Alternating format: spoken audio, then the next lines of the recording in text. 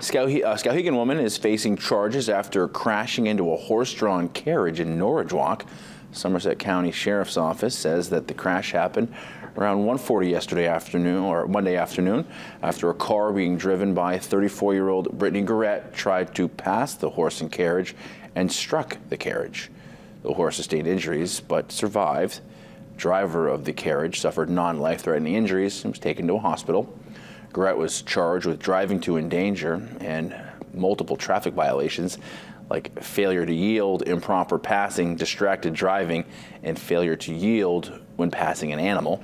Officials would like to remind people that people riding an animal or in a vehicle drawn by an animal have a right to be on the roadway, and other drivers need to use proper caution when passing.